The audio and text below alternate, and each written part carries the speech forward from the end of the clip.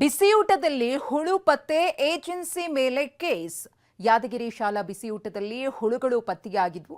ಇದು ಟಿವಿ9 ವರದಿಯ big impact. ಅಧಿಕಾರಿಗಳು ಅಲರ್ಟ್ ಆಗಿದ್ದಾರೆ. ಬಿಸಿಯೂಟದ ಬಗ್ಗೆ ಟಿವಿ9 ನಿರಂತರವಾಗಿ ವರದಿಯನ್ನ ಪ್ರಸಾರ ಮಾಡಿತ್ತು. ಕಳಪೆ ತೊಗರಿಬೇಳೆ ಪೂರೈಕೆ ಮಾಡಿದ್ದ ಏಜೆನ್ಸಿ ಮೇಲೆ ಕೇಸ್ ಅನ್ನು ಹಾಕಲಾಗಿದೆ. ಕೇಸ್ ಹಾಕಿ ಟೆಂಡರ್ ಕ್ಯಾನ್ಸಲ್ ಮಾಡಿದ್ದಾರೆ ಅಧಿಕಾರಿಗಳು. ಜಿಲ್ಲಾ ಪಂಚಾಯತ್ ಸಿಇಒ ನಿರ್ದೇಶನದಂತೆ ಪ್ರಕರಣ ದಾಖಲಾಗಿದೆ.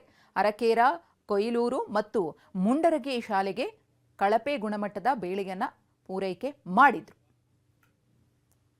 ನಮ್ಮ ಪ್ರತಿನಿಧಿ ಅಮೀನ್ ಈ ಕುರಿತು ಪ್ರತ್ಯಕ್ಷ ವರದಿ ಕೊಟ್ಟಿದ್ದಾರೆ, ನೋಡೋಣ.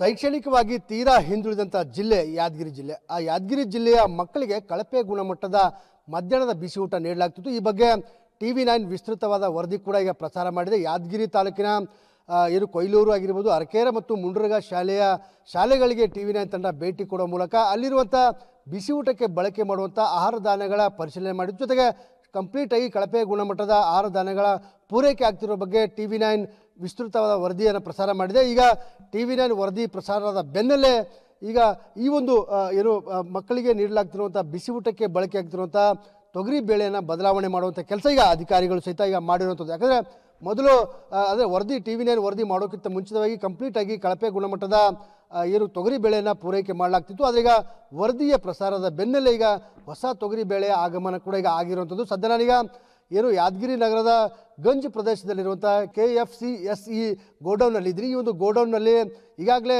190 ಕ್ವಿಂಟಲ್ ತೊಗರಿ ಬೇಳೆಯನ್ನು ತರಿಸಿಕೊಳ್ಳಲಾಗಿದೆ. ಆದರೆ ಇಲ್ಲಿರುವಂಥ ತೊಗರಿ ಬೇಳೆಯನ್ನು ಜಿಲ್ಲೆಯ ಪ್ರತಿಯೊಂದು ಸರ್ಕಾರಿ ಪ್ರಾಥಮಿಕ ಶಾಲೆ ಜೊತೆಗೆ ಅನುದಾನಿತ ಶಾಲೆಯ ಮಕ್ಕಳಿಗೆ ಬಿಸಿ ಊಟಕ್ಕೆ ಬಳಕೆಗೆ ತೆಗೆದುಕೊಂಡು ಹೋಗಲಾಗ್ತಿದೆ.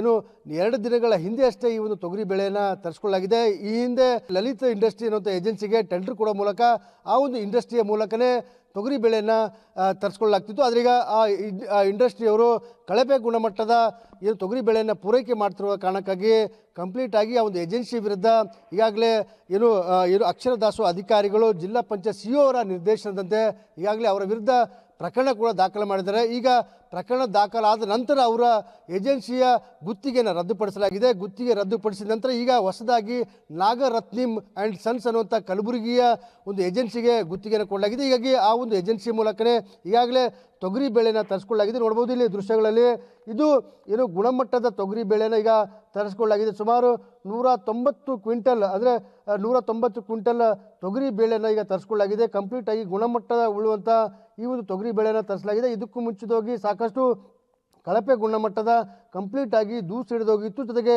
ಬಾಲ್ಧೂಳ ಮತ್ತು ನುಸಿ ಹುಳಗಳ ತುಂಬಿರುವಂಥ ತೊಗರಿ ಬೇಳೆಯನ್ನು ಶಾಲೆಗಳಲ್ಲಿ ಬಳಕೆ ಮಾಡಲಾಗ್ತಿತ್ತು. ಇಂಥ ಒಂದು ತೊಗರಿ ಬೇಳೆನ ಬಳಕೆ ಮಾಡುವ ಮೂಲಕ ಮಕ್ಕಳಿಗೆ ನಿತ್ಯ ಬಿಸಿ ಊಟವನ್ನು ಹಾಕುವಂಥ ಕೆಲಸ ಕೂಡ ಆಗ್ತಿತ್ತು. ಈಗ ಟಿವಿ9 ಈ ಬಗ್ಗೆ ಕಂಪ್ಲೀಟಾಗಿ ವಿಸ್ತೃತವಾದಂಥ ವರದಿ ಪ್ರಸಾರದ ಬೆನ್ನಲ್ಲೇ ಏಜೆನ್ಸಿ ವಿರುದ್ಧ FIR ಕೂಡ ದಾಖಲಾಗಿದೆ. ಜೊತೆಗೆ ಏಜೆನ್ಸಿಯ ಕಾಂಟ್ರಾಕ್ಟ್ ಕೂಡ ರದ್ದಾಗಿದೆ. ಹೀಗಾಗಿ ಈ ಒಂದು ಹೊಸದಾಗಿ ತೊಗರಿ ಬೇಳೆ ಮತ್ತು ಗುಣಮಟ್ಟದ ತೊಗರಿ ಬೇಳೆ ಗೋಡನ್ಗಳಿಗೆ ಮತ್ತು ಶಾಲೆಗಳಿಗೆ ಬರಬೇಕಾದ್ರೆ ಟಿವಿ9 ವಿಸ್ತೃತವಾದಂಥ ವರದಿ ಪ್ರಸಾರ ಮಾಡಿತ್ತು. ಟಿವಿ9 ಇದು ಬಿಗ್ ಇಂಪ್ಯಾಕ್ಟ್ ಅಂತ ಹೇಳ್ಬೋದು. ಯಾಕಂದರೆ ಟಿವಿ9 ವರದಿ ಪ್ರಸಾರದ ನಂತರವೇ ಹೊಸದಾಗಿ ತೊಗರಿ ಬೇಳೆನ ತರಿಸಲಾಗಿದೆ. ಇದು ಒಂದು ರೀತಿ ಟಿವಿ9 ದೊಡ್ಡ ಗೆಲುವು ಅಂತ ಹೇಳ್ಬೋದಾಗಿದೆ. ಕ್ಯಾಮರಾಮನ್ ಶಿವಶಂಕರ್ ಜೊತೆ ಅಮೀನ್, ಟಿವಿ9 ಯಾದಗಿರಿ.